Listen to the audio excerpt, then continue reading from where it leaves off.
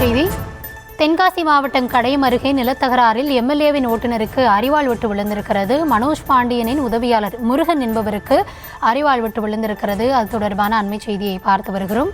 கள தகவல்களோடு நம்முடைய செய்தியாளர் குருச்சரண் இணைந்திருக்கிறார். வணக்கம் குருச்சரண், என்ன நடந்தது? முழுமையான விவரங்களை வழங்கலாம். வணக்கம். தென்காசி மாவட்டம் கடையம் அருகே உள்ள அழகம்மாள்புரம் பிள்ளையார்கோவில் தெருவைச் சேர்ந்த பாண்டிய நாடார் மகன் முருகன். இவர் ஆலங்குளம் சட்டமன்ற தொகுதி உறுப்பினர் மனோஜ் பாண்டியன் கார் டிரைவராக வேலை செய்து வருகிறார். இவருக்கும் அதே கிராமத்தைச் சேர்ந்த இசைக்கு என்பவருக்கும் நிலப்பிரச்சனை காரணமாக முன்னுடன் இருந்ததாக கூறப்படுகிறது. இந்த நிலையில் நேற்று மதியம் முருகன் அவரது மனைவி மாரியம்மாள், மகன் பிரவீன், மகள் சுபாஷினி மற்றும் தந்தை ஆவடியம்மாள் ஆகியோருடன் வீட்டில் இருந்தபோது பக்கத்து வீட்டு ஆடு முருகன் வீட்டு செடிகளை தின்றதாக கூறப்படுகிறது.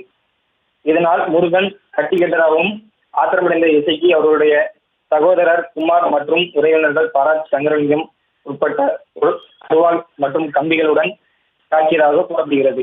மேலும் அவரது தந்தை ஆவடியம்மாள், மகன் பிரவீன் ஆகியோரை கம்பால் தாக்கியும் 4 பேரும் மீட்கப்பட்டு ஆலங்குளம் அரசு மருத்துவமனைக்கு சிகிச்சை பெற்றனர். தலையில் பலத்த காயமடைந்த முருகன், அவரது மனைவி மாரியம்மாள் ஆகியோர் மேல் சிகிச்சைக்காக திருநெல்வேலி அரசு மருத்துவமனைக்கு அனுமதிக்கப்பட்டனர்.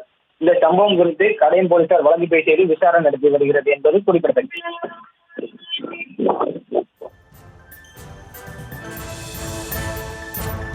தற்போதைய விவரங்களுக்கு நன்றி குருச்சரண்.